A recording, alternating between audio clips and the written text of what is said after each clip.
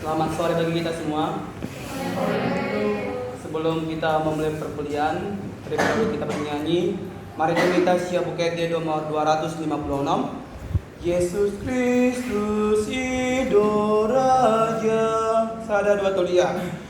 Yesus Kristus hidup Raja. Binawan dunia.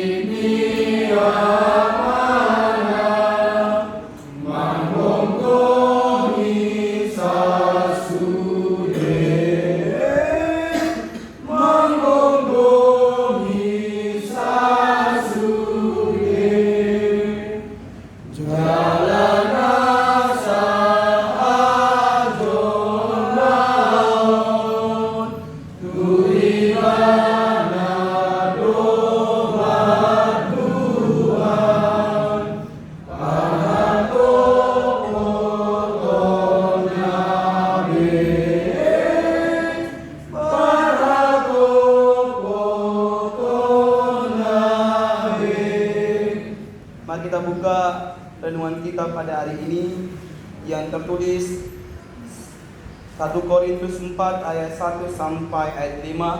Kita baca bergantian atau mengganti ataupun ya. Tuhan adalah satu-satunya hakim.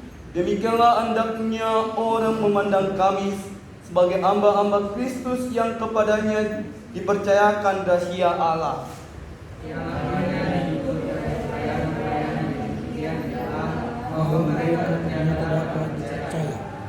Bagiku sedikit sekali artinya entahlah aku dihakimi oleh kamu atau oleh suatu pengadilan manusia, malahan diriku sendiri pun tidak dihakimi. Sebab aku tidak sadar akan sesuatu, tetapi inilah aku mendengarkan Dia yang menghakimi aku, ialah Tuhan. Karena itu janganlah menghakimi sebelum waktunya, yaitu sebelum Tuhan datang. Ia akan menerangi juga apa yang tersembunyi dalam kegelapan, dan ia akan memperlihatkan apa yang direncanakan di dalam hati. Maka tiap-tiap orang akan menerima pujian dari Allah. Marta yang maeta. Oleh hati Tuhan pinasa arwah nami tu hadapamu.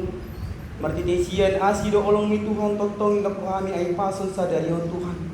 Ade Tuhan ima ami na kelas doa lama membigi atorangan sian Bapak dosen nami Tuhan.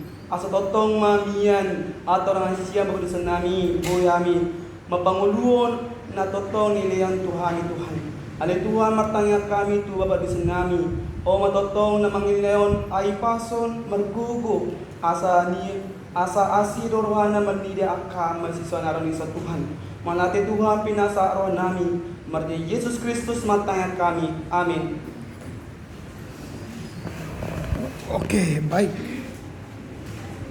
Kita akan masuk pertemuan yang kelima hari ini. Sebelum kita masuk pada pertemuan yang kelima ini, saya akan memberikan beberapa informasi. Yang pertama, minggu depan kita akan membahas dua materi, yaitu kelompok 2 dan kelompok 3, untuk mengganti dua pertemuan yang kita lewati beberapa waktu yang lalu. Lalu kita akan menganggap itu nanti dua pertemuan karena dua materi yang kita bahas. Yang pertama, yang kedua, di RPS kita itu ada 7 laporan baca. Karenanya saya sudah membuka kelompok ke-7 dalam rangka laporan baca. Yang terlihat namanya di situ, nama-namanya sudah ada di kelompok 7. Itu yang kedua. Lalu yang ketiga, dalam rangka persiapan UTS nanti, maka materi kita ialah apa yang kita bahas dari awal hingga menjelang akhir UTS nanti. Jadi kalau kita nanti minggu depan sudah 2 kali bertemu, itu kan berarti minggu depannya kita sudah bisa UTS. Nah, itu ya. Jadi hari ini kita masih pertemuan kelima, itu belum bisa UTS. Lalu minggu depan kita sudah pertemuan 6 dan 7, itu berarti kita sudah bisa UTS. Berarti 2 minggu berikutnya setelah itu kita UTS. Ya, jadi materi kita nanti sampai laporan baca yang ke-3. Ya, itu nanti yang kita bahas. Yang keempat ialah dalam rangka laporan baca hari ini. Karena ini pertama sekali, nanti dalam laporan baca ialah sampaikan apa yang kau tahu dari apa yang telah kau baca. Jadi jangan lagi kau baca apa yang kau tulis di papermu, karena itu menghabiskan waktu. Jadi lebih baik baca, bukan baca, sampaikan apa yang kalian tahu. Kalian sekarang yang menyampaikan informasi-informasi yang berkaitan dengan materi perkuliahan hari ini. Tema kita hari ini adalah sumber-sumber pemikiran Paulus. Jadi apa itu sumber-sumber pemikiran Paulus? Sampaikanlah dengan bahasamu yang mudah dimengerti, ya, tanpa berbelit-belit dari apa yang kau baca. Nah, apa itu sumber-sumber pengetahuan pemikiran Paulus sudah ada ditulis oleh George Latt dalam bukunya. Ada 26 halaman itu yang kalian harus baca dan sampaikanlah apa yang kau tahu. Nah, sama seperti itu minggu depan juga begitu. Sampaikanlah apa yang kalian tahu. Begitu ya. Oke, kita mulai untuk laporan baca yang pertama ini dari saudara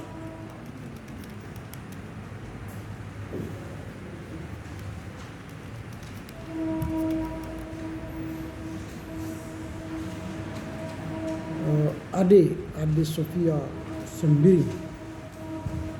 Silakan.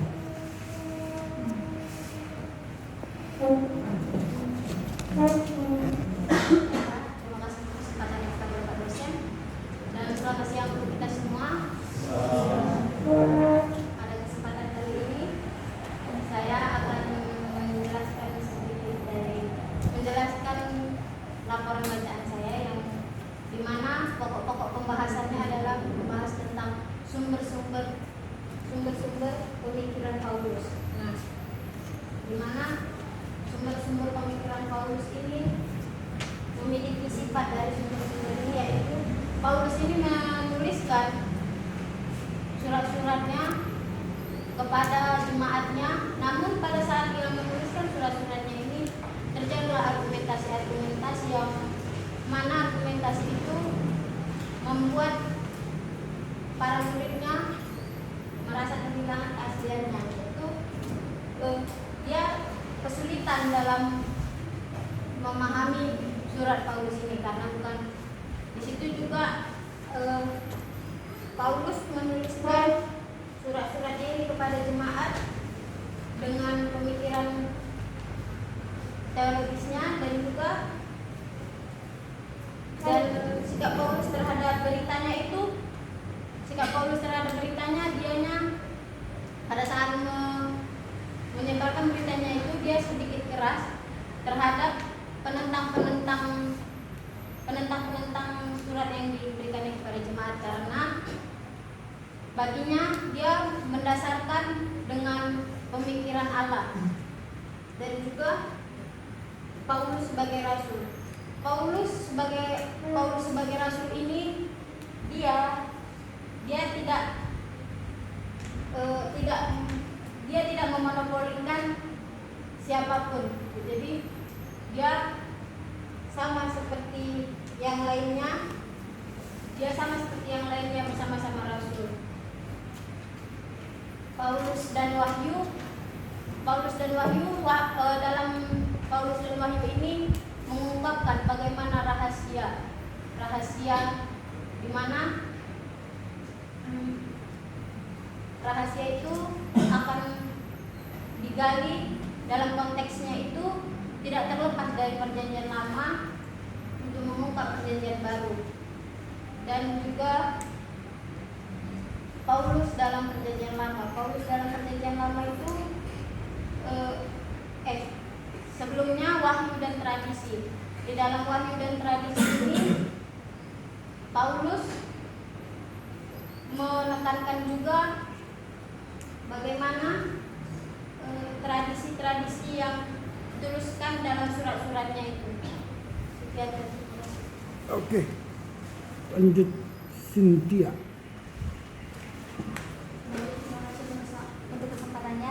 sore buat kita semuanya.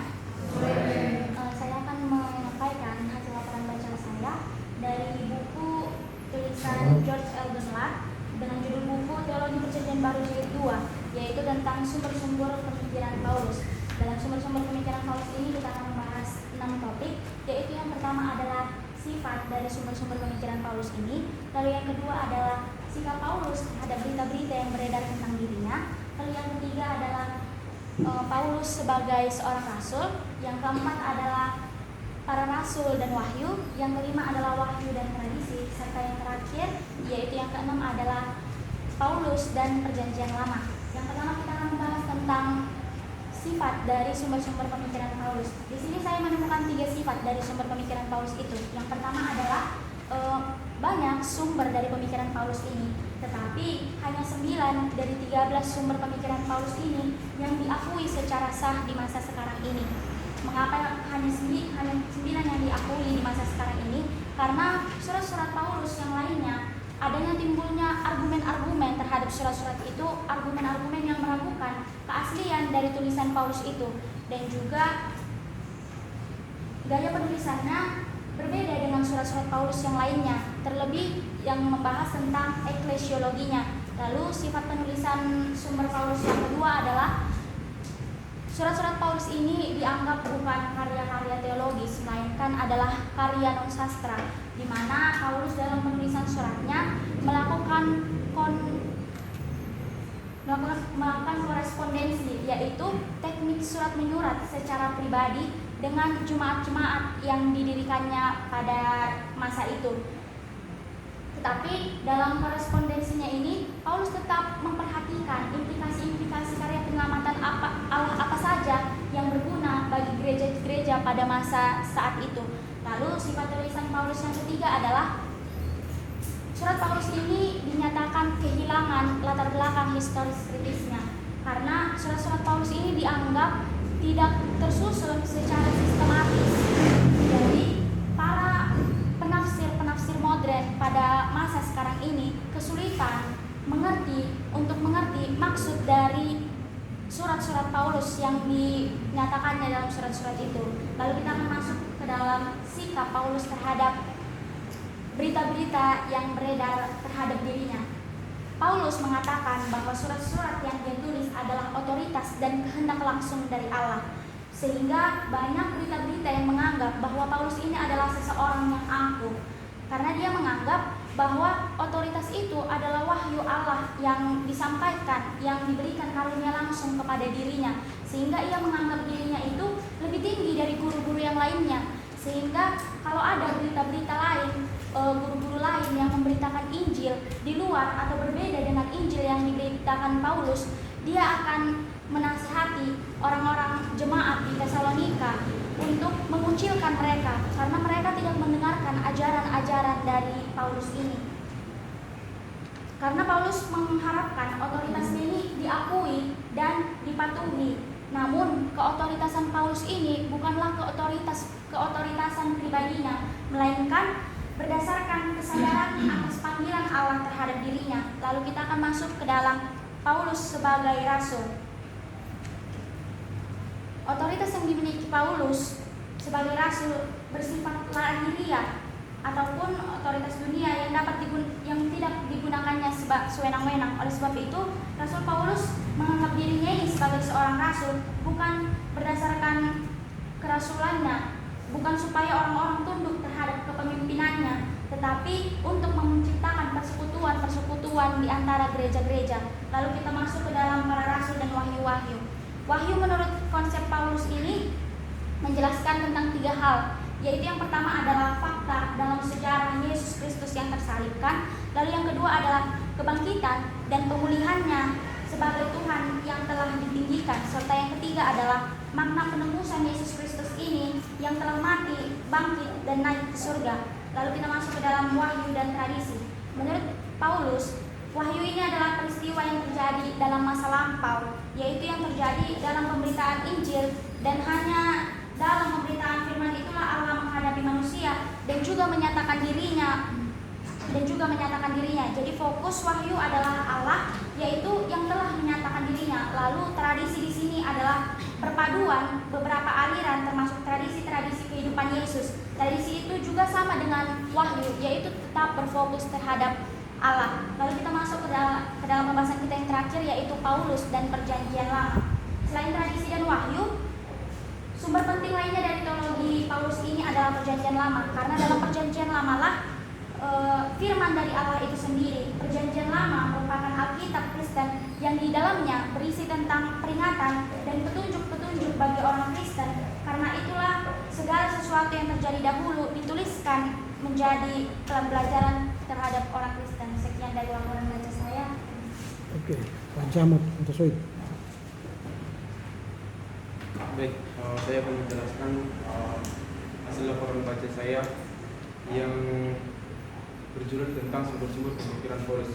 Ada 6 unsur poin yang akan dibahas dalam sumber-sumber pemikiran Paulus ini. Yang pertama, sifat dari sumber-sumber Paulus. Sifat dari sumber-sumber ini, Paulus menuliskan surat-suratnya terhadap jemaat-jemaat yang telah didirikannya, membuat kesulitan-kesulitan bagi setiap murid-muridnya untuk menciptakan pemikiran-pemikiran teologis yang baru. Kenapa demikian? Karena tulisan-tulisan teologis ini, tulisan-tulisan Paulus ini bukan karya-karya teolog ataupun memiliki produk sastra yang formal, melainkan non sastra, yang dimana dengan cara menghidupi baru korespondensi pribadi dan cara penulisannya secara perasaan yang sangat mendalam terhadap jemaat yang didirikannya. Maka banyak ahli teologi meragukan tulisan-tulisan ataupun berargumentasi bahwasanya tulisan Paulus ini tidak memiliki unsur penting dalam keteologisannya. Bahkan ahli-ahli teologi pun berpikir bahwasanya Paulus ini adalah seorang genesius di dalam keagamaannya sendiri. Bagi Paulus, agama dan teologi tidak memiliki perbedaan dan tidak dapat dipisahkan antara yang satu dengan lain. Paulus sangat dalam keotoritasan Paulus yang dimiliki sangatlah tinggi, dan Paulus sangat mengklaim pikirannya terhadap kehendak Allah.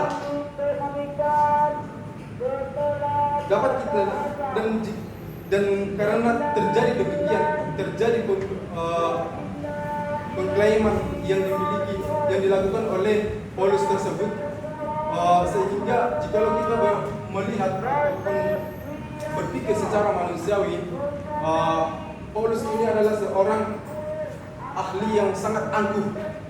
Bisa kita lihat salah satu contohnya bahwasanya Paulus ini menasihati orang-orang ataupun menasihati jemaat-jemaat yang ada di kota Korintus, membuat agar jemaat Korintus berpikir bahwasanya teologis memiliki kerohanian yang tinggi. Selain dari itu juga, Paulus sangat menempatkan dirinya di atas guru-guru yang ada di dalam Korintus, yang menunjukkan pengetahuannya tentang kehendak Allah. Baru untuk bagaimana Paulus sebagai rasul.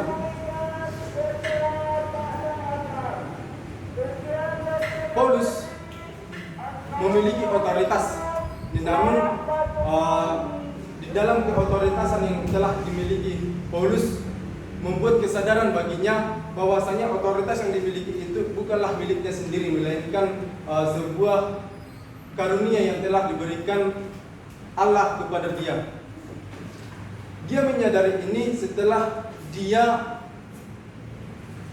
setelah Paulus bertobat di dalam perjalanannya ke Damsyik. Di Damsyik dia terpanggil sebagai rasul. Dan yang menjadi uniknya, setelah dia terpanggil, Tuhan memberikan sebuah misi kepada Paulus, yaitu misi untuk memberitakan Injil kepada bangsa-bangsa non Yahudi. Jadi di dalam pelayanan Paulus terhadap bangsa-bangsa bukan Yahudi, non Yahudi ini sangat menjunjung tinggi pelayanannya untuk membangkitkan orang-orang non Yahudi kepada imannya sendiri. Bagaimana para rasul dan wahyu? Paulus memiliki otoritas yang cukup tinggi, namun dalam pengertian Paulus tentang otoritas tersebut berpangkal pada kesadarannya di dalam kerasulannya sendiri sebagai pembawa wahyu, yakni perkataan ilahi yang mengungkapkan makna salib dan peristiwa-peristiwa sejarah yang sekaligus merupakan pernyataan hikmat dan kuasa Allah. Yang berikutnya tentang wahyu dan tradisi. Paulus sebagai perantara wahyu akan menjelaskan yang berkaitan dengan makna peristiwa-peristiwa yang terjadi di dalam pemberitaan Injil. Wahyu bukanlah pengungkapan tentang kebenaran-kebenaran Allah dan komunikasi pengetahuan, melainkan konfrontasi dengan Allah yang terjadi dalam firman yang diberitakannya. Baru kita akan masuk ke dalam Paulus dan perjanjian lama. Landasan perjanjian lama bagi teologis Paulus dapat dirumuskan melalui penyelidikan yang teliti tentang pemikiran Paulus. Penggunaan perjanjian lama bagi Paulus bukan dimaksud hanya sekedar nubuat sendiri ataupun penggenapan, melainkan untuk menempatkan peristiwa-peristiwa penebusan yang baru menurut aliran sejarah penebusan di dalam perjanjian lama. Berikut yang bisa saya sampaikan. Terima kasih. Oke. Halillah. Selamat sore kepada Bapak Ibu dan teman-teman. Setelah saya membaca buku di halaman 102 sampai 128 mengenai sumber-sumber pemikiran Paulus, saya akhirnya mendapat beberapa hal yang akhirnya saya ulas di sini. Ada beberapa di bagian sifat dari sumber-sumber ini. Saya menemukan ada sesuatu yang menarik mengenai sumber ini. Mengapa demikian? Karena di sini ditemukan bahwa dari ketika surat Paulus dan 9 diantaranya diakui sebagai surat sampai sekarang. Kemudian ada beberapa pakar atau beberapa teolog atau ahli perjanjian baru yang memiliki pendapat yang kontras mengenai pemikiran Paulus ini. Kemudian di sini akan dibahas mengenai sifat dari surat-surat Paulus yang menyinggung tentang eskatologi, di mana bagaimana kehidupan manusia di akhir zaman atau setelah meninggal dunia, khususnya mempertanyakan apakah keselamatan setelah kematian bagi mereka yang tidak pernah mendengar Injil sehingga tidak dapat menolak atau menerima keselamatan di dalam Kristus. Kemudian saya menemukan ada satu masalah penting yang dibahas dalam buku ini. Bagai kritisisme modern tampaknya tak pernah menjadi masalah dalam gereja-gereja yang didirikan oleh Paulus, terutama atau khususnya persoalan tentang hari historis Yesus atau dalam sejarah Yesus. Di surat-surat Paulus, seperti yang kita lihat di dalam perjanjian baru, di dalam semua surat Paulus, dia tidak mengutip banyak tentang kehidupan Yesus serta tradisi Injil. Dan keduanya itu memiliki alasan. Yang pertama, karena dia tidak memiliki akses mengenai Yesus dan tradisi Injil. Yang kedua, karena penggunaan tradisi itu tidak bisa dikukuhkan karena Paulus sendiri orang Yahudi dan dia tentu memiliki pandangan mengenai tradisi itu. Kemudian ada satu masalah lain yang dihadapi adalah hilangnya latar belakang sejarah dari kebanyakan berita Paulus. Terlebih lagi, ada beberapa ayat atau pasal yang tidak memiliki asal-usul sejarahnya muncul ayat itu. Makanya di dalam surat Paulus itu banyak sekali beberapa ayat yang menimbulkan banyak tanda tanya. Seperti dari manakah asal ayat ini? Mengapa terjadinya sesuatu di dalam ayat ini? Dan tidak dapat dijelaskan secara logis. Kemudian di bagian sikap Paulus terhadap beritanya, di sini Paulus yang secara manusiawi bisa dikatakan sebagai orang yang angkuh dan dia menunjukkan di dalam suratnya ini sehingga orang-orang beberapa pakar mengatakan kalau Paulus itu menjadi sebuah bentuk keangkuhan. Di dalam pembahasan tentang pernikahan, ia menempatkan otoritasnya sendiri setara dengan otoritas Tuhan. Itulah sebabnya mengapa di dalam kalimat itu dikatakan sebagai bentuk dari keangkuhan.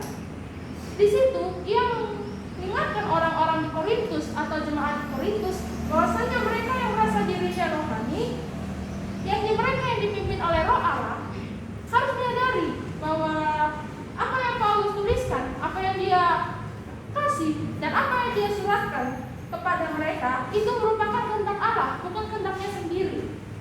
Dan Paulus pun juga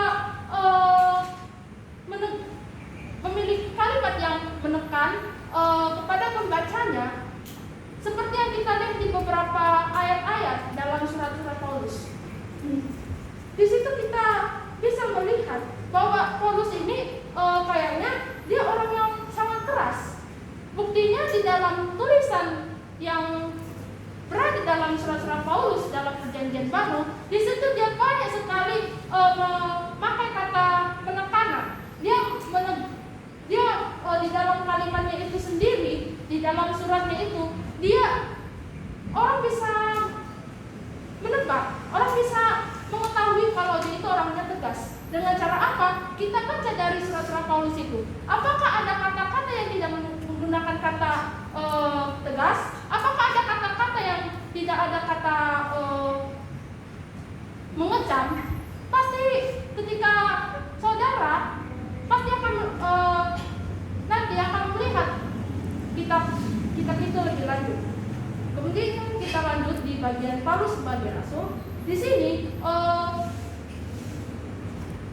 Paulus menyatakan bahwa otoritasnya sebagai rasul itu semata-mata itu dilandaskan pada kerasulan. Pengalamannya di jalan menuju ke Damsik tidak hanya bukan hanya menyebabkan dia bertobat dan berjumpa dengan Yesus, tapi itu merupakan panggilan Allah kepada Paulus untuk melaksanakan misi khusus yang diberikan oleh Allah kepadanya. Itulah sebabnya mengapa Paulus itu dikatakan sebagai rasul, bukan karena dia seperti murid-murid lain yang dipanggil Yesus untuk menjadi muridnya, yang kemudian menjadi rasul, tetapi karena pengalaman Paulus dalam perjalanannya ke suatu tempat, kemudian dia bertobat, pada akhirnya dia sendiri pun dipanggil Allah menjadi rasul. Itulah mengapa banyak orang berkata kalau Paulus ini memiliki pengalaman unik untuk menjadi rasul. Kemudian di bagian para rasul dan wahyu, di sini Paulus menjelaskan bahwa rahasia sebagai wahyu itu mencakup 3 unsur yang akan saudara dan saudari baca di dalam buku teologi Perjanjian Baru. Dan di beberapa surat kita bisa menemukan ada 3 bagian. Dan saya akan hanya memberikan poin-poin penting, yaitu kebangkitan, kemuliaannya, dan sebagai Tuhan yang telah ditinggikan. Itu adalah poin pentingnya. Kemudian di bagian wahyu dan tradisi, saya tegaskan sekali lagi bahwa karena Paulus itu orang Yahudi. Paulus merupakan seorang Yahudi yang tulen. Dan Paulus itu merupakan Yahudi asli loh teman-teman. Jadi itulah sebabnya mengapa Paulus ini tidak mencantumkan tradisi di dalam karena dia orang Yahudi. Jadi dia menganggap dia memiliki pandangan sendiri terhadap tradisi itu. Nah, ucapan Paulus itu di mana wahyu itu sepertinya terjadi di dalam pemberitaan dan di dalam Injil, dan bukan di dalam peristiwa-peristiwa masa lalu. Paulus mengungkapkan bahwa ia menerima Injil melalui wahyu langsung dari Yesus Kristus. Itu mengenai wahyu. Kemudian di bagian Paulus dan perjanjian lama. Nah, karena Paulus adalah seorang Yahudi, ketika kalian lihat di surat-suratnya, pasti banyak kata Allah berfirman. Mengapa tercantum kata Allah berfirman? Karena Allah berfirman itu kita bisa ingat kalau itu ada dalam perjanjian lama. Allah berfirman itu diadopsi Paulus dari perjanjian lama ke perjanjian baru, dan Paulus memakainya itu karena Paulus itu seorang Yahudi. Dia pasti dia orang pintar tentang hukum Taurat. Makanya banyak orang, banyak pakar, banyak ahli teolog itu bilang kalau Paulus itu seorang yang berbakat. Itulah sebabnya Paulus sering merujuk kepada perjanjian lama untuk mendukung ajarannya dengan mengutip 93 kali dari kitab itu. Nah, di dalam bahasa Yunani Allah berfirman itu yaitu lege kyrios. Nah, dari perjanjian lama Paulus ini bukan menunjukkan seolah-olah dia mendapatkan otoritas Alkitab dari ajaran-ajarannya, melainkan itu menunjukkan bahwasanya penebusan dalam perjanjian lama itu merupakan penggenapan dari wahyu yang diterima oleh Paulus dari Yesus Kristus itu sendiri. Sekian pembahasan saya ucapkan terima kasih. Oke, kita telah mengakhiri pembahasan dari laporan kelompok 1 yang berbicara soal sumber dari pemikiran Paulus. Ya, jadi apa yang disampaikan oleh laporan baca caw tadi, ada hal yang harus kita kembangkan ya. Silakan teman-teman. Dalam rangka memahami sebuah teks, supaya kita bisa memberikan informasi yang tepat sesuai dengan apa yang kita baca. Saya kurang tahu berapa kali saudara-saudara membaca teks ini, lalu saudara memahami dan menulis dalam paper, lalu menjelaskan di depan kelas seperti ini. Tetapi masih banyak hal yang belum sampai pesannya ke kita ya.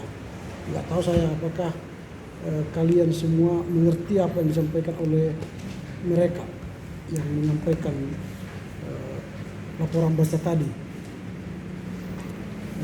Karena itu perlu kita diskusi supaya semakin mencapai tujuan pembelajaran kita. Tadi mereka sudah mencoba menyampaikan apa yang mereka tahu tentang teks ini. Lalu sekarang dipersilahkan kepada saudara untuk lebih banyak memberikan informasi yang masih kurang yang disampaikan oleh kelompok. Mana tahu kalian bisa menjelaskan. Karena ini kan diskusi supaya kita bisa mencapai tujuan pembelajaran hari ini. Silakan, ada yang mau menyampaikan informasi atau pemikiran tentang sumber-sumber pemikiran Paulus?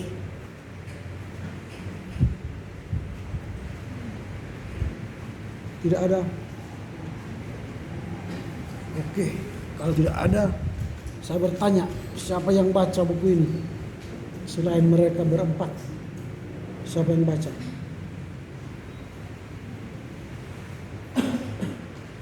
Berapa orang? Satu orang. Oke, yang lain tidak baca. Oke, jadi minggu depan bagi siapa yang tidak baca buku ini, maka dengan sangat menyesal saya akan keluarkan dari ruangan ini. Ya, saya tidak mau belajar dengan orang yang tidak mau belajar.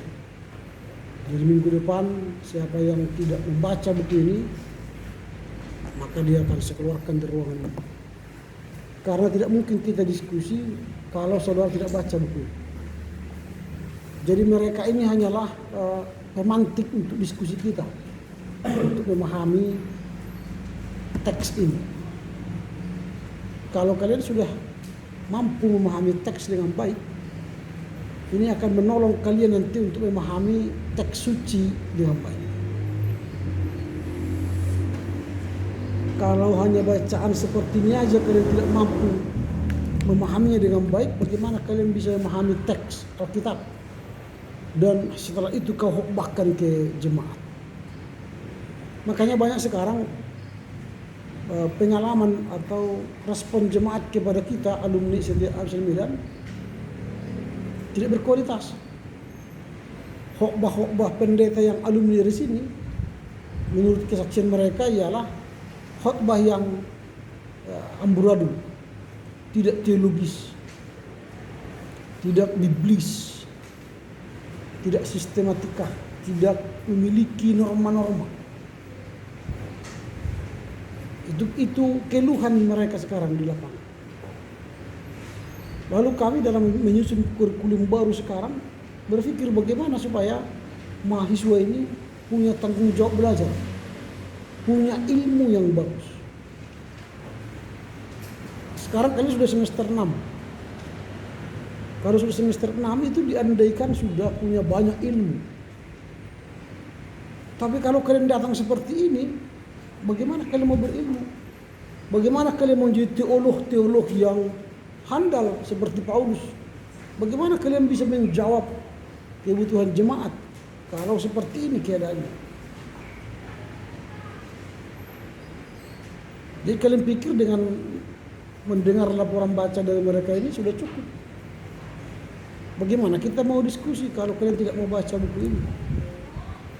Kalau saya katakan sekarang apa yang kurang dari laporan baca mereka, kalian nggak tahu karena kalian tidak baca buku ini. Lalu kalau kita diskusi sekarang bagaimana caranya supaya kalian tahu pemikiran Paulus itu, nggak mungkin karena kalian nggak baca. Jadi tujuan pembelajaran kita gagal.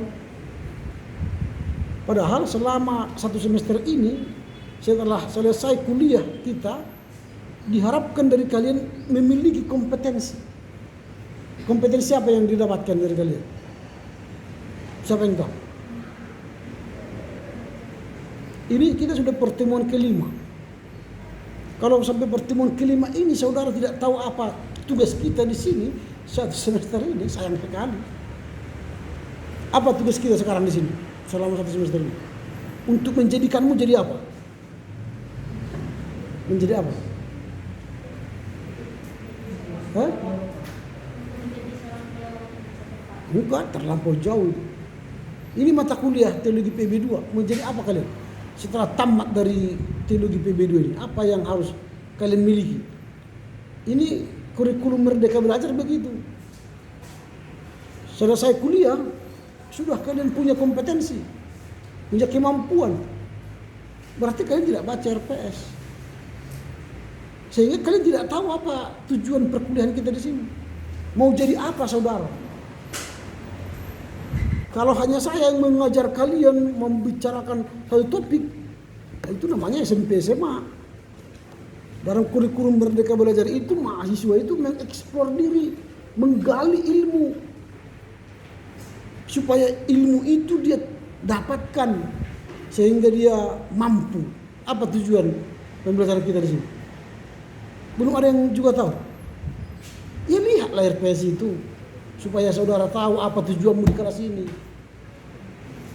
Jangan bengong-bengong kayak orang tak punya otak gitu. Ngapain kalian di sini selama 1 semester ini? Apa akhir dari outcome dari perkuliahan ini?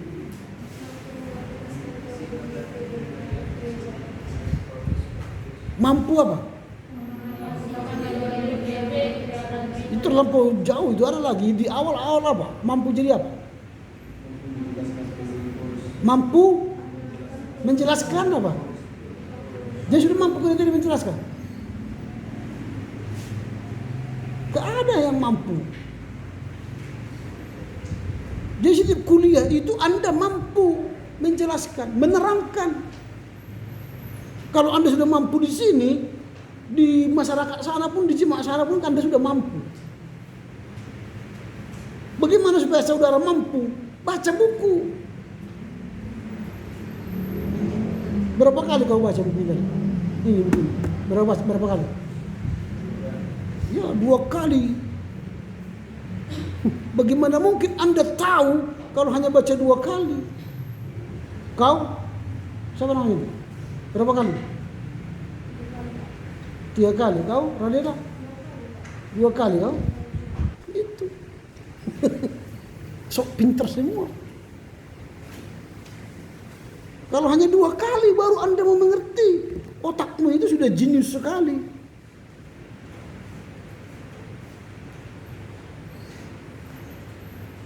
Jadi minggu depan coba baca berkali-kali biar Anda tahu.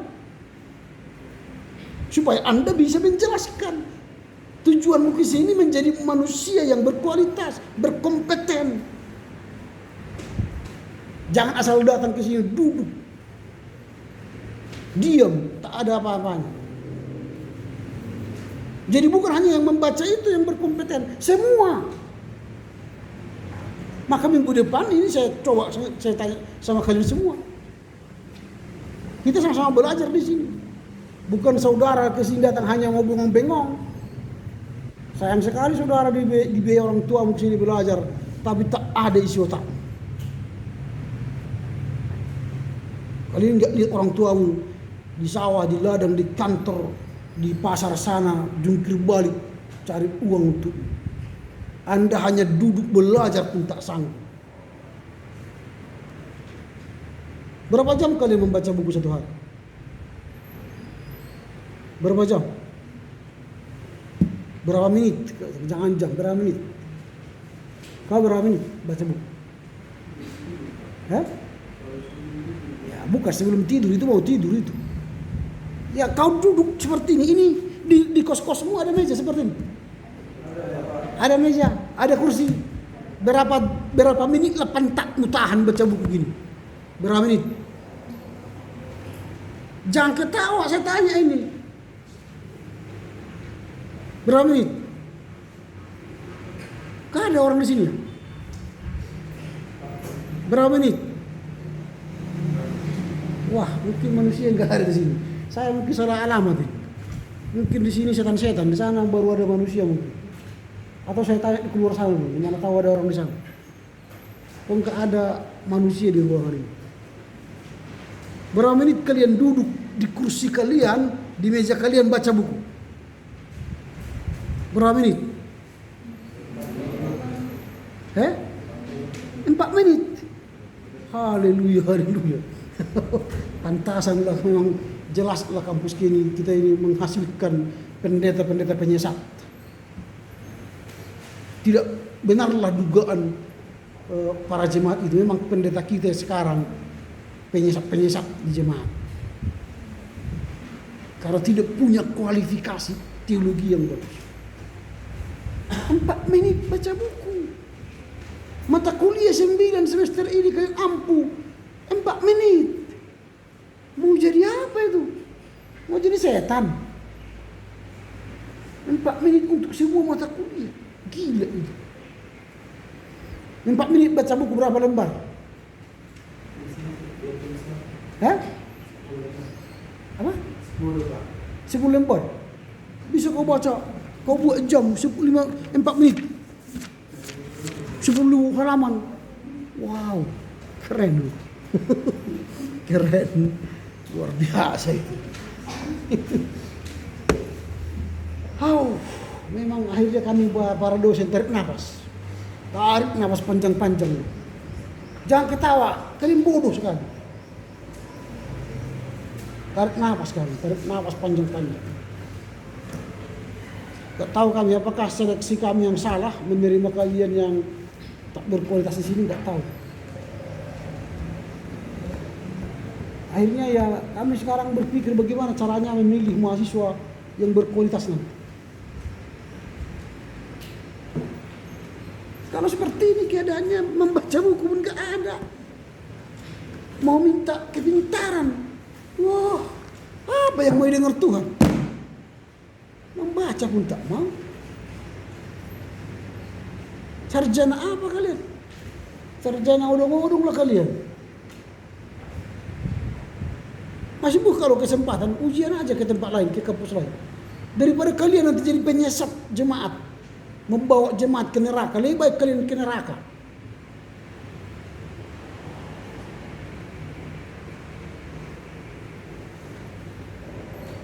Kalau kualitas mahasiswa seperti saudara, ragu saya kalian jadi pendeta yang bagus. Bagaimana kalian nanti mampu mengimplementasikan teologi ini ke jemaat?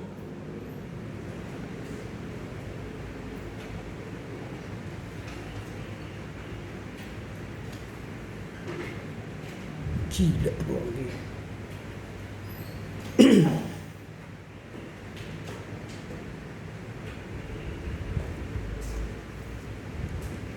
Ya, terserah dulu lah. Ya kalau bicara membaca teks, kalian baca, pahami apa yang kalian baca. Judulnya kan sumber-sumber pemikiran Paulus. Lalu kalian cari apa sumber-sumber pemikiran Paulus dalam bacaan ini. Tentu George Eldon Ladd itu sudah menulis di sini. Ada banyak sumber-sumber pemikiran Paulus. Dia tidak hanya menulis begitu saja. Dia mulai dari sifat dari tulisan-tulisan Paulus. Sifatnya itu apa? Ada yang prosa. Sifatnya itu ada apa? Dikatakan orang ada yang pseudo, ada proto Paulus. Dari 13 suratnya 9 surat asli, yang lain disebut surat-surat umum. Ada yang meragukan sejarahnya, historikalnya, latar belakangnya. Itu sifatnya, sifat-sifat dari surat-surat Paulus itu. Lalu bagaimana tentang kepribadiannya? Orang menganggap dia angkuh, sombong. Padahal sebenarnya bukan, dia hanya mempertahankan kerasulannya, otoritasnya sebagai rasul. Karena banyak mempertanyakan kerasulannya, tidak percaya karena rasul itu ialah orang yang hidup sejaman dengan Yesus, berjumpa dengan Yesus. Itulah rasul, dipilih, dipanggil oleh Yesus. Dipanggil si Matius, dipanggil si Lukas, dipanggil si Yakobus, dipanggil Nathanael. Ikutlah aku. Paulus kan tidak jumpa dengan Yesus yang hidup. Lalu mengapa dia disebut Pak Rasul? Dia tidak bertemu dengan Yesus. Lalu dia katakan, aku bertemu dengan Yesus. Yesus menampakkan diri ke saya. Ofte. Dalam bahasa Yunani, ofte. Yesus menampakkan diri ke saya. Di mana? Ketika dia berjalan ke Damsyik. Lalu dia 3 hari buta. Itulah penampakan diri Yesus ke dirinya dan dipanggil oleh Yesus. Itulah otoritas dia mengatakan, aku nabi, aku rasul. Ini dibahas oleh Ladd di buku ini. Setelah dia menjelaskan sikap terhadap beritanya sendiri, langsung itu rasul Paulus sebagai rasul. Di sini dijelaskan bagaimana kerasulan Paulus. Bahwa Paulus menyatakan otoritas yang tertinggi itu didasarkan pada kerasulan. Pengalamannya di jalan ke Damsyik tidak hanya menyebabkan dia mengenal Yesus sebagai Mesias yang telah bangkit dan ditinggikan, melainkan juga merupakan panggilan Allah baginya. Jadi rasul itu dipanggil Allah. Itu syarat rasul, dipanggil Allah, diutus Allah. Dia dipanggil dalam perjalanannya, perjumpaannya dengan Yesus.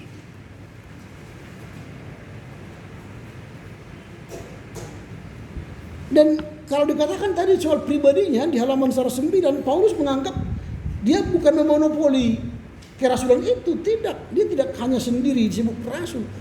Apolos pun disebut rasul, Barnabas pun disebut rasul. Dia tidak mau memonopoli sebutan rasul itu hanya pada dirinya. Setiap orang yang bertemu dengan Yesus bisa saja disebut rasul. Kalian bisa saja disebut rasul asal kalian bisa bertemu dengan Yesus. Tapi saya ragu kalian bisa bertemu dengan Yesus. Dipanggil beribadah setiap Senin Jumat tidak datang. Dikirimkan renungan setiap hari nggak dibaca. Jadi bagaimana mau bertemu dengan Yesus? Lalu bagaimana saudara mau jadi Rasul Yesus. Bagaimana saudara menjadi pewahyu tentang Yesus? Mana mungkin? Gak mungkin Tuhan pakai mulutmu jadi alatnya menyampaikan kebenaran kalau kau sendiri tak pernah bertemu dengan Yesus. Mau jadi pendeta tapi tidak mau baca teks suci. Bullshit lah kalau kalian mau jadi pendeta tapi tidak mau baca teks, tidak mau merenungkan firman pagi, siang dan malam. Jangan-jangan kalian pengikut setan yang berkodok pendeta nanti. Berkhotbah kalian tapi teks pun tak kalian kuasai. Berani naik mimbar tapi tidak persiapan. Gila itu, pendeta gila itu. Jadi kalau kalian mampu berkhotbah tanpa baca firman dengan baik dan benar, Anda adalah pendeta penyesat. Paulus berjumpa. Itu sumber pemikiran Paulus. Perjumpaannya dengan Yesus yang bangkit itu sumber pemikiran Paulus yang utama. Jadi kalau dia tidak bertemu Yesus, tidak ada teologinya. Jadi kalau saudara tidak pernah bertemu Yesus, tidak pernah berbicara tentang dia dalam firman-Nya, ya jangan mimpi jadi teolog. Mimpi aja jadi tukang kacang, tukang tambal ban.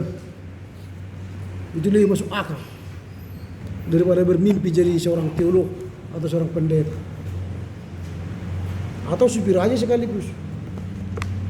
Atau kalian jadi tiktoker aja. Atau skater, pemain game. Berhenti aja jadi mahasiswa sekarang. Tinggalkan aja, pulang aja kalian ke kampung, petani di sana. Karena kau tidak punya passion jadi pendeta. Salah kampus kalian ini.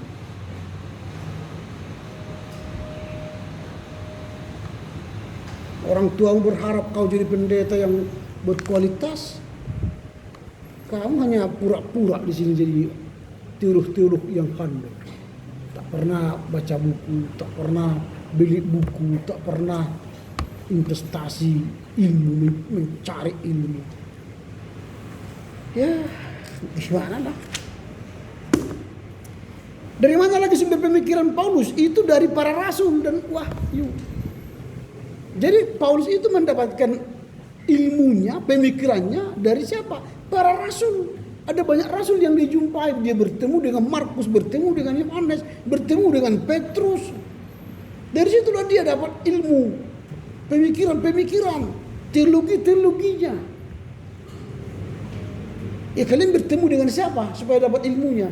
Ya minimal kalian bertemu dengan dosen atau bertemu dengan pendeta-pendeta kalian, bertemu dengan orang-orang hebat supaya kalian diisi dengan ilmu-ilmu yang baik.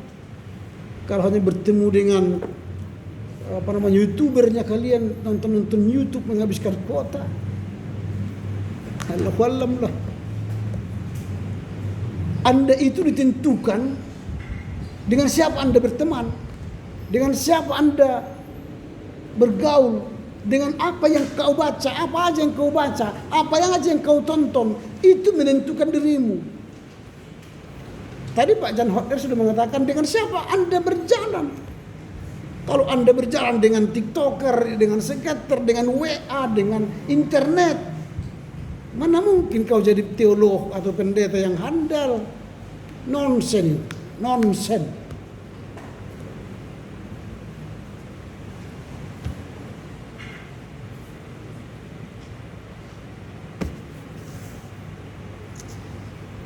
Jadi dalam studi tentang teologi Paulus, itu ya di halaman 111, aspek yang terpenting atas pengertiannya terhadap otoritas kerasulannya adalah kesadarannya sebagai perantara wahyu. Jadi dia sendiri pun perantara wahyu. Untuk apa? Menyingkapkan rahasia Allah. Ketika dia sudah belajar tentang firman, belajar dari rasul-rasul, dia pun bisa mengungkap rahasia Allah. Jadi seorang teolog itu mampu mengungkap rahasia Allah. Kalau kalian jadi pendeta, ditanya jemaat, Pak pendeta begini, lalu kalian bilang, itu kan rahasia Allah. Anda berhenti di situ karena Anda tidak tahu jawabannya. Lah rahasia. Kalau rahasia Allah, kenapa rupanya? Bukalah rahasia Allah itu. Tapi Anda tidak tahu. karena Anda bodoh. Jadi kau kuncilah di situ. Ini amang inang Bapak Ibu rahasia Allah. Titik. Dan jemaat pun akhirnya iyalah, udah rahasia Allah ngapain ditanya. Padahal pendetanya yang bodoh, nggak bisa jawab. Seharusnya sebagai pendeta bukan rahasia Allah itu.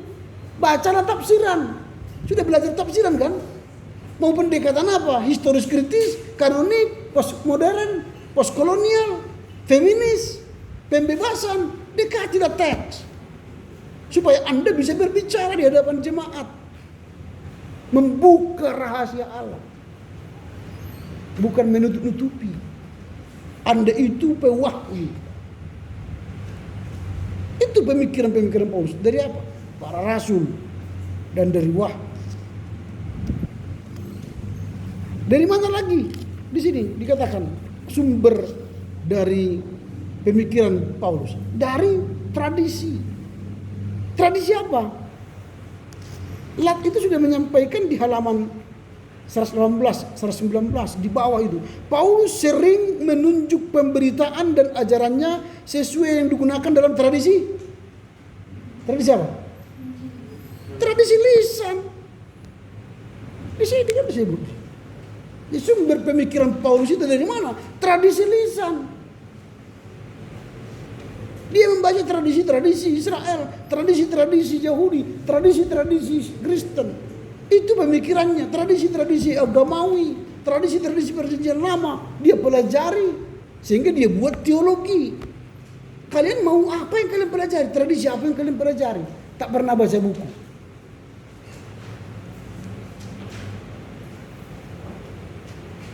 Tradisi itu berisikan apa? Kalau di sini ada tradisi mencakup kerigma atau evangelium. Itu tradisi. Apa lagi tradisi lagi?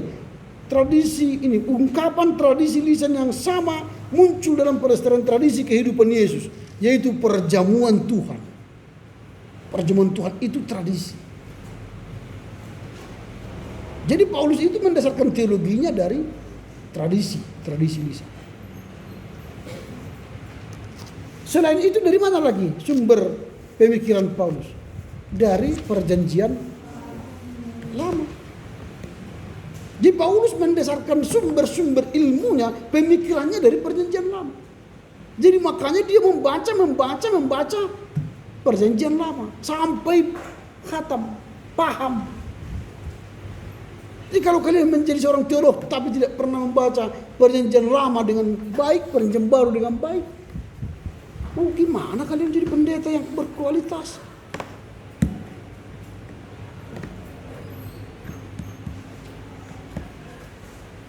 Kalau kalian jadi pendeta hanya mau mengambil uang, digaji kalian dapat uang, berhentilah kau dari sini, keluarlah kau dari sini.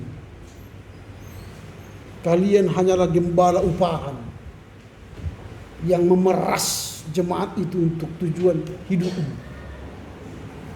Kalian perlu diikat tangannya, jatuhkan ke laut sana, tenggelamkan. Daripada menyesatkan jemaat.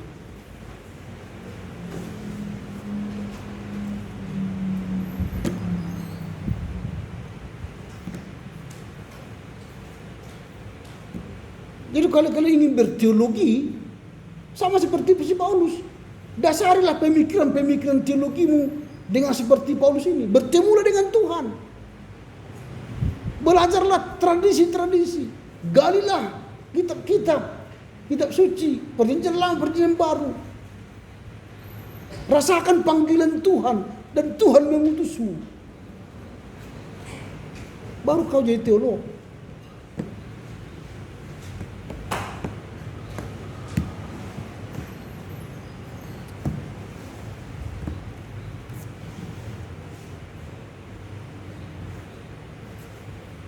Bagi Paulus kitab suci itu kudus dan nabiah. Itu dia katakan di sini kan. Dan ajaran-ajaran yang dia tuliskan dalam perjanjian baru itu, dalam surat-suratnya itu, selalu dia mendasarkan dari perjanjian lama. Dia bahas perjanjian lama. Dia bicara misalnya soal iman Abraham. Dia kan belajar dari perjanjian lama. iman Nuh. Dia belajar perjanjian lama. Semua dia pelajari. Jadi tidak ada teologi Paulus itu dasarnya dari ruang kosong, ruang hampa. Tidak. Dia selalu mendasarkan teologinya dari dasar-dasar yang benar. Dari pemikiran-pemikiran yang benar. Jadi kalau kalian nanti mau berteologi, harus begitu. Kalian bukan datang dari ruang hampa, tapi datang dari dasar-dasar iman yang kalian sudah pelajari.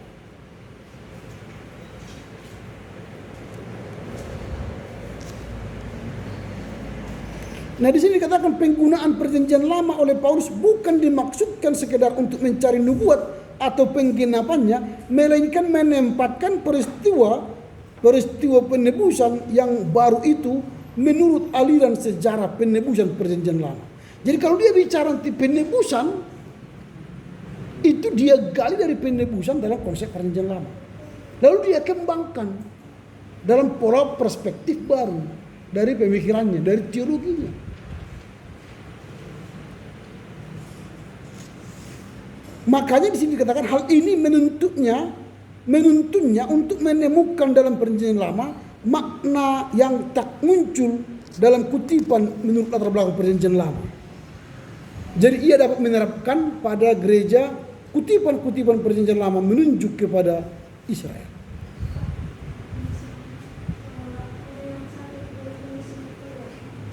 Siapa?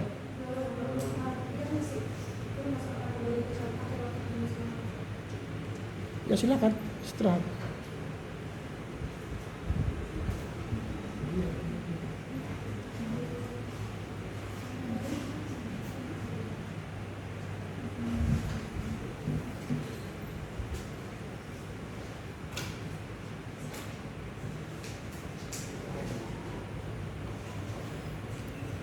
Nah itu, jadi saya pikir sampai di sini aja lah kita, karena saya pikir kalian harus mampu memahami teks yang kalian baca untuk kalian ambil saripatinya.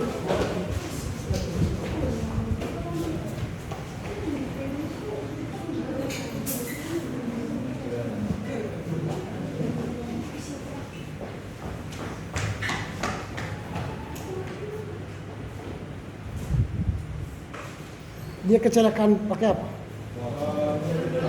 Hah? Dari tangga? Rumah itu bertiga, ada naik ke atas. Saya jatuh dari tangga. Sesuai cerita dia, Pak. Siapa teman serumah satu kos dia satu atau tiga? Itu di rumah abang ya, Pak. Jadi kenapa bisa jatuh? Tiba-tiba katanya langsung gelap ya. Hah? Iya. Tiba-tiba langsung dia melihat gelap aja, Pak. Di mana rumah abangnya?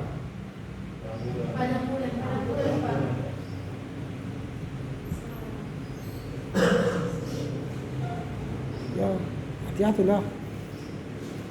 Jadi kalian mahasiswa ini harus jaga diri dulu, jaga istirahat, ya, jaga kesehatan. Kadang-kadang mahasiswa ini kan lupa makan, atau makan Indomie terus, malas masak gitu ya. Lupa minum, istirahat di atas jam 12, bangga dia menyelesaikan tugasnya jam 1 pagi, jam 2 pagi, jam 3 pagi. Padahal itu merusak kesehatan. Ngapain saudara tidur di atas jam 12? Bukan kebanggaan itu namanya kebodohan. Anda tamat nanti langsung mati, ngapain? Anda tamat tapi sebentar sakit, sebentar masuk rumah sakit. 1 kali 2 kali jemaat kunjungi, 3 kali pindahkanlah itu katanya. Jemaat itu minta pindahkan. Datangkan terpusat, mau gimana pindahkan, semua menolak. Kita ini dihargai orang ketika sehat. Kalau sudah sakit, ya nggak ada yang menghargai.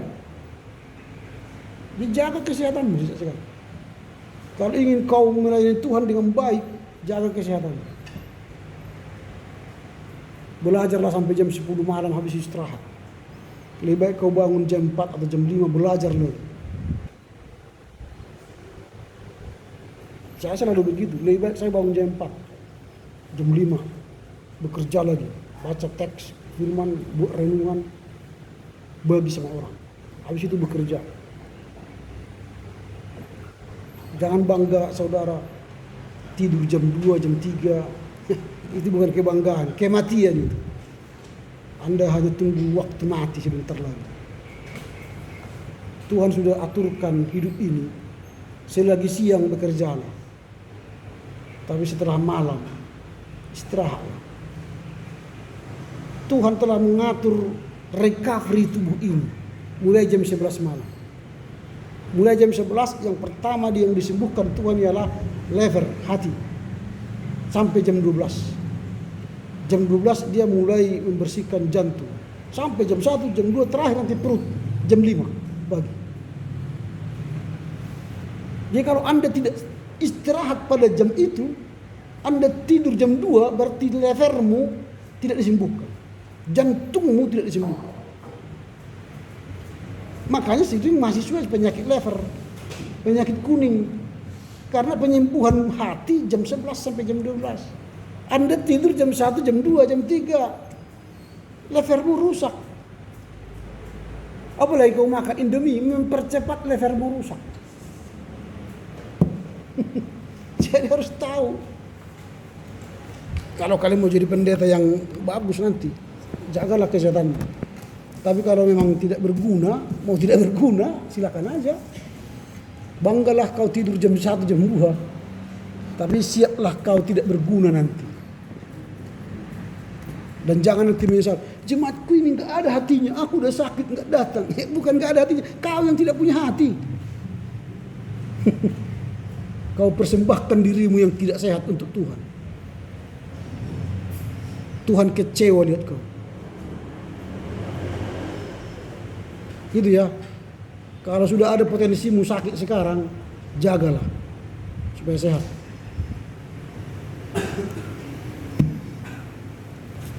Oke, kita ketemu minggu depan untuk 2 pertemuan, 2 bahasan. Bagi yang bertugas, bacalah setulus hatimu. Pahami, pikirkan, renungkan, ya, bayang-bayangkan gitu. Kalau bila perlu di depan kaca ngomong kau sendiri. Penebusan Kristus Allah kebenaran ya Allah. Ngomong kau, buat waktu berapa menit. Sampai di sini kau memang benar-benar excellent, mampu menjelaskan, itu kan? Anda itu mampu menjelaskan, pasti nilaimu bagus. Tapi kalau 70 pun nggak sampai.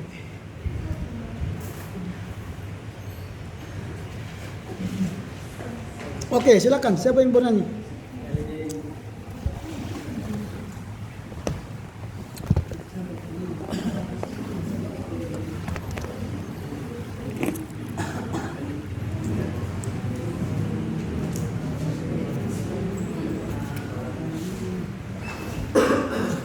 Kelvin tidak datang ya? Hah? Kenapa kau tidak tanda tangannya absen? Hah? Jaya tidak datang kan? Jaya tidak datang.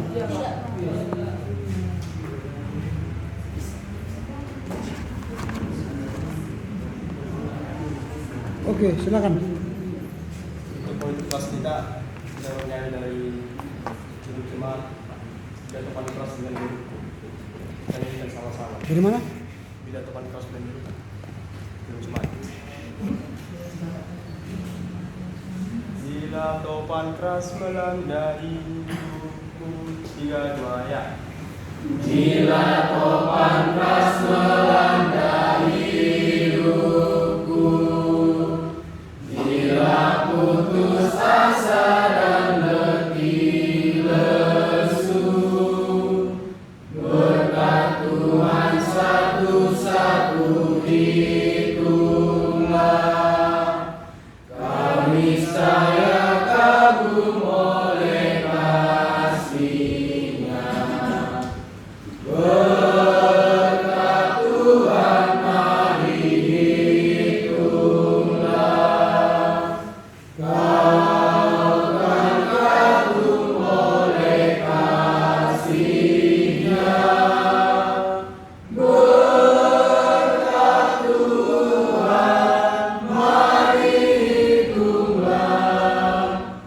Mari